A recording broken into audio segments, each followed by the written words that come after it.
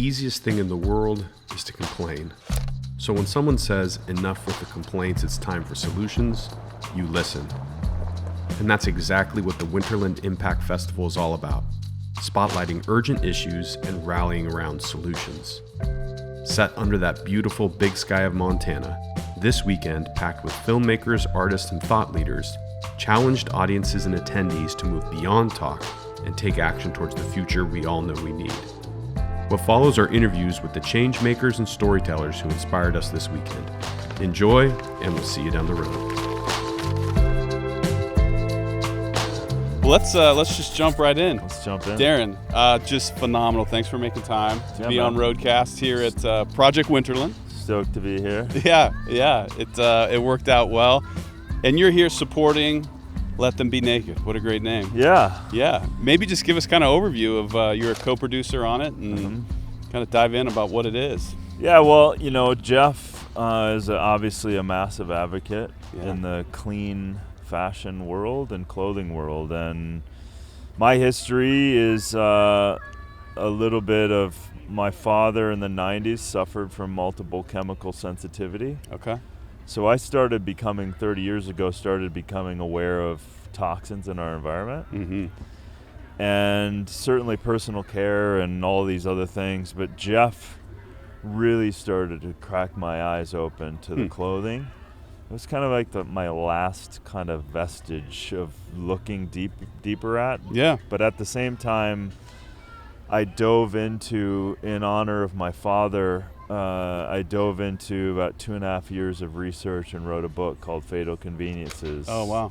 And one massive chapter is on clothing. So I dove into it, researched 15 researchers, and once your eyes are open to plastics, ultimately. Yeah.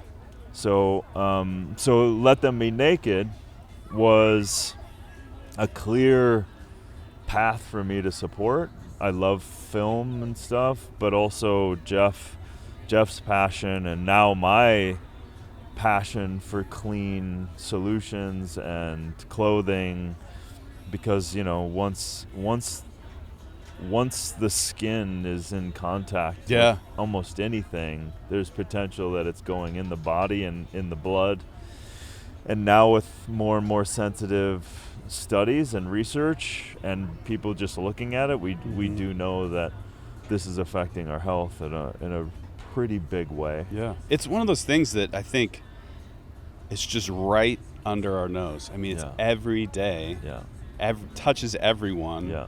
And yet we just don't think about it. We don't think about it. I mean, he undressed me today. He's like, and that shirt's polyester, and this indigo is probably from China. I'm going, hey, your body, there's no barrier of defense through the skin. No. So you're taking it in. And you've got a t-shirt, a normal conventional cotton t-shirt is, number one, the most toxic pesticide, herbicide crop on the planet. So starting there. Just in terms of what it takes to grow the plant. It's to just grow the pumped. plant, right? So it's monocropped, sprayed. When you're monocropping, speaking a little bit of common ground and talking about regenerative, once you take something out of nature's cycles, you inherently are going to lose. So it just takes more and more chemical administering, and the super bugs and all of the resistant strains of bacteria and plants are just going to keep coming. Yeah. So you end up having to spray more and more and more. And so just a normal t-shirt of a conventional cotton shirt or a weave shirt is about 8,000 chemicals. Is that because, I have no clue, but I mean, we have to mitigate when it's food we're eating. But if it's like, hey, this is just clothing. Right. There's no regulation. There's no, like, who cares? There's no tag to say the 8,000 ingredients it took to make the shirt. If you let's say you have a 50-50 blend of a cotton and polyester shirt, and polyester is petroleum, and ethylene that comes off it primarily to make polyester. one T-shirt is about 7 to 10 equivalent of small water bottles, plastic water bottles. So to your point, we don't think about it because now we're starting to become aware of like, this plastic water bottle is not too great. Plus, there's no recycling. Yeah. They say, at one point they said 9% recycled. Now they say 5%. But it's really, it's almost non-existent. Yeah. It's toxic anyway, so you're recycling a toxic material. So recycling really doesn't exist.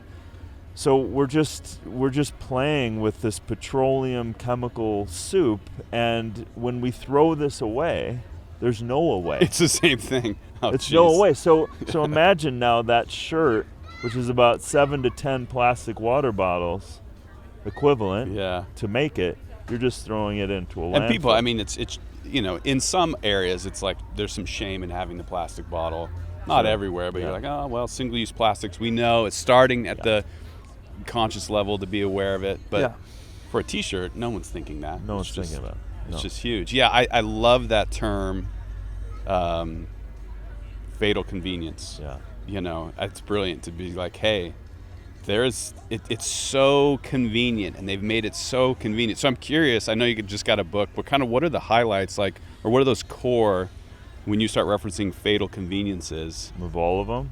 Yeah, just some of the top, that kind of live, like clothes and plastics. Clothes for sure. With clothing, you want to at least start with your underwear first, and women's intimates, like the things that are closest on us all the time, especially the transdermal effect of our genitalia and things like that, because these are endocrine disruptors. These are possible carcinogenic compounds. Like these are the dyes and all of these things. These are not good. So start with underwear, and I get a lot into water and food, and so ultra processed food is this chemicalized version, hyper palatable food, and we run around, we just buy food, and again, we don't know the laundry list of things that are in there that are potentially dangerous, and looking around, they're killing us, right? So I start with food, go back to whole food, get to know your farmers,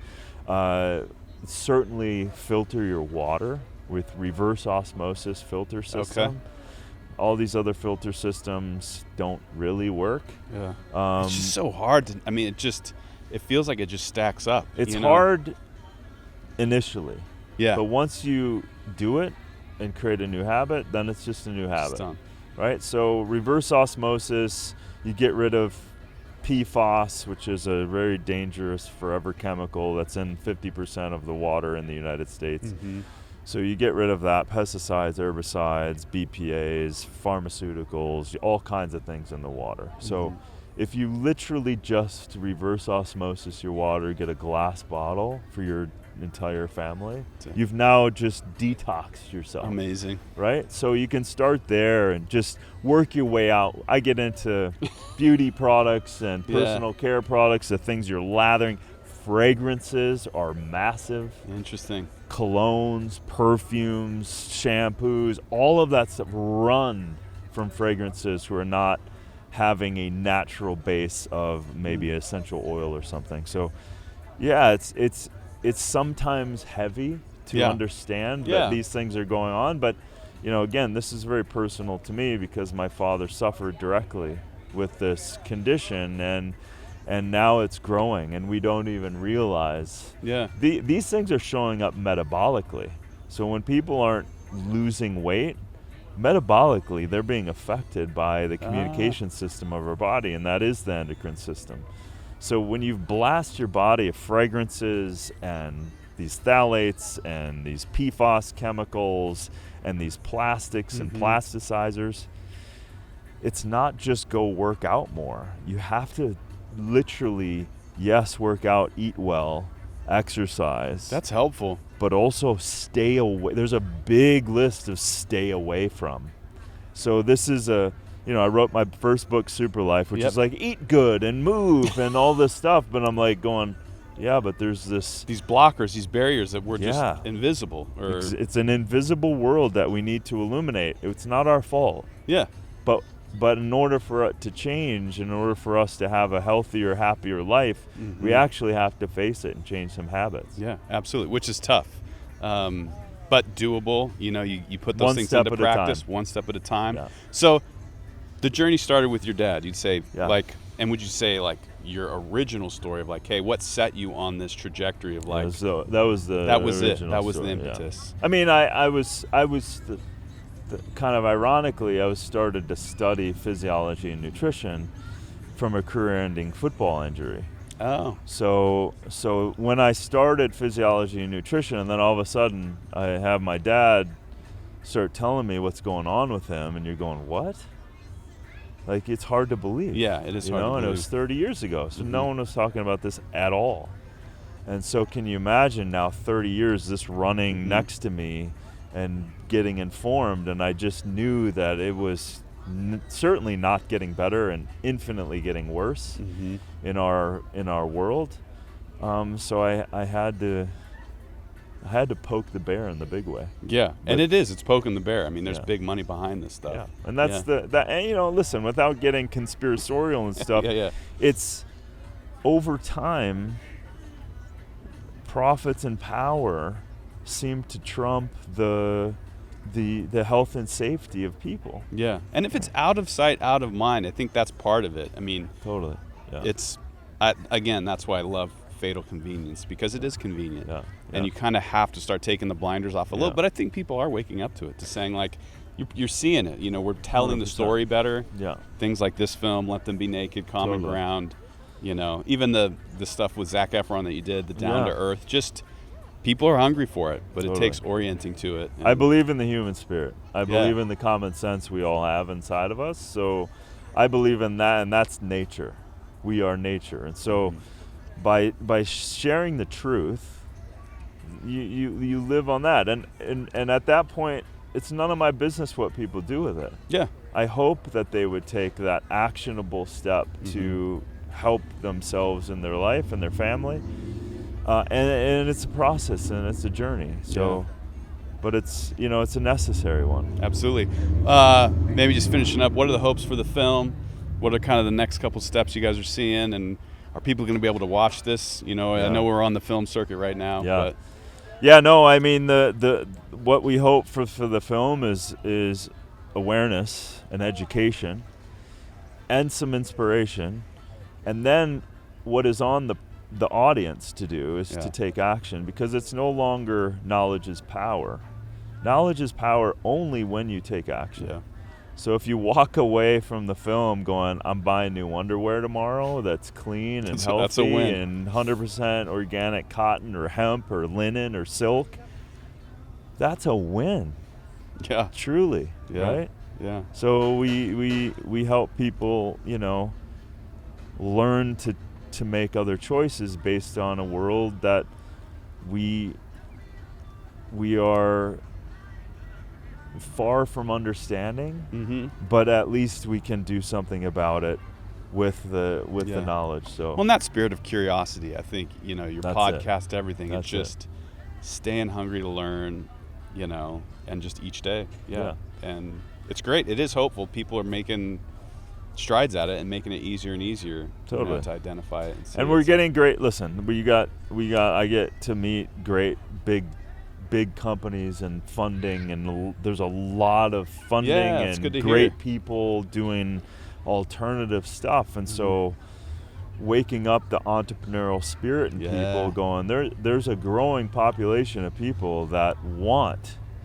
solutions, they want change, and the more the people that can afford the change, that buy the change, will help the rest of the population. Yeah. Right? That's what I love about this festival. It's been a great couple days as like a solutionist. You're kind of like, hey, it's one thing to know, but what does it mean to kind of move it into action and to provide solutions? Yeah. And some heartbreaking stories, of the native tribes and unearthing these stories of just abuse and genocide, and for them and others to still say, hey, I'm optimistic about the future.